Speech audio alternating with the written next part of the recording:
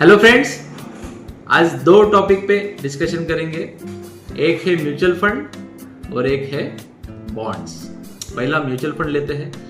जिन लोगों ने एसआईपी किया है 2 साल में, 2 साल पहले या 1 साल पहले जिन लोगों ने एसआईपी किया है वो सभी एक तो कॉस्ट टू कॉस्ट रहेंगे या फिर उनका पोर्टफोलियो माइनस में रहने वाला है। लेकिन ये 2 साल में जिन्होंने भी इन्वेस्टमेंट किया है और कंसिस्टेंसी दिखाई है, उन लोगों के नंबर ऑफ यूनिट जो है वो ज्यादा जमे हुए हैं। मतलब क्या होता है कि जो म्यूचुअल फंड, जो फंड मैनेजर या फंड जो भी हम एसआईपी करते हैं उसका एनएवी रेट रहता है। तो जब मार्केट आता है तो एनएवी रेट भी नीचे आता है, तो नंबर ऑफ यूनिट्स हमारे ज्यादा बाय होते हैं क्योंकि हमारा हर महीने एसआईपी कट होता है। किन लोगों का डेली एसआईपी भी रहता है, तो डेली एसआईपी में बहुत अच्छे यूनिट्स आपको जमा हुए होंगे, तो ये बेनिफिट हमें हुआ है।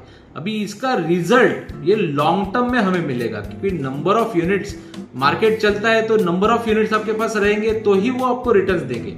तो ये 2 साल में नंबर ऑफ यूनिट्स हमारे जमा हुए हैं, तो ये बेनिफिट है। बहुत रिटेल माइंडसेट लोग क्या है, कह रहे 2 साल मार्केट चला नहीं है, अभी कॉस्ट टू कॉस्ट में आ जाऊंगा तो निकल जाऊंगा। तो ये गलती रिटेल माइंडसेट वाले कर रहे हैं, और जो ये गलती नहीं करेगा वो लॉन्ग टर्म में बहुत अच्छा वेल्थ क्रिएशन कर सकता है। तो ओल्ड मेंबर है तो आपको एसआईपी अमाउंट ये स्टेज पे इंक्रीज कर देना है। अगर न्यू मेंबर हो तो ये लेवल बेस्ट लेवल है, यहाँ पे एसआईपी आप अपना इन्वेस्टमेंट जर्नी शुरू कर सकते हो। जो लमसम इन्वेस्टर है उनको सबसे ज्यादा पेन है। क्यों पेन है? क्योंकि लमसम इन्वेस्टर लोगों ने एवरेज भी नहीं किया है। जो रेट पे उन्होंने बाय करके रखा है और वहां से अगर मार्केट नीचे आ रहा है 10%, 15% उनके इन्वेस्टमेंट से, तो उन्होंने इन्वेस्टमेंट एवरेज आउट किया नहीं है, इसलिए उनको ज्यादा पेन है। तो लमसम इन्वेस्टर को क्या करना है, छोटा छोटा इन्वेस्टमेंट स्टार्ट करना है एवरेज आउट के लिए। तो ये हो गया म्यूचुअल फंड का। बॉन्ड्स में हमें क्या करना है? बॉन्ड्स में हमें मंथली इनकम के लिए ट्राई करना है, या मंथली इनकम के लिए ये एक सेगमेंट है।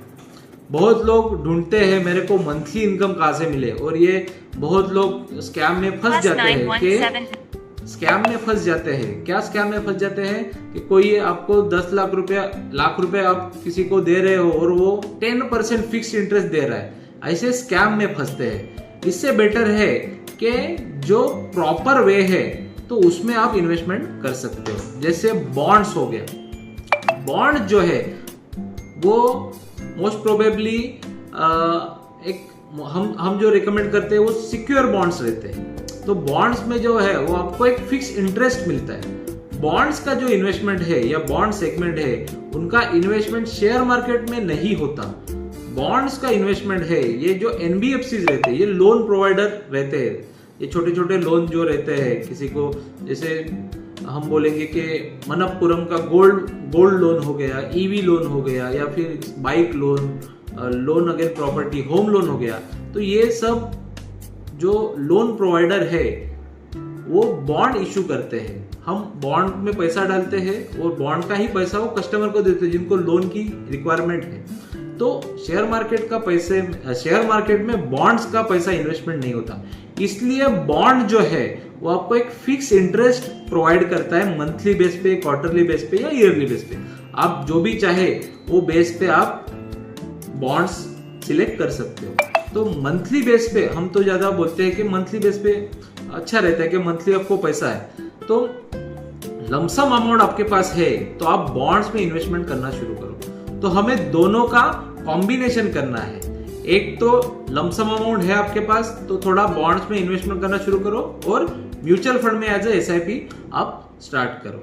इससे क्या होगा कि जब आप इन फ्यूचर में, हमें क्या करना है कि मंथली इनकम के लिए इतना बॉन्ड्स में हमें इन्वेस्टमेंट करना है कि एक सफिशिएंट घर खर्चा निकल जाए, उतना मंथली इन्वेस्टमेंट हमें, मंथली इंटरेस्ट जो है हमें बॉन्ड थ्रू आना चाहिए।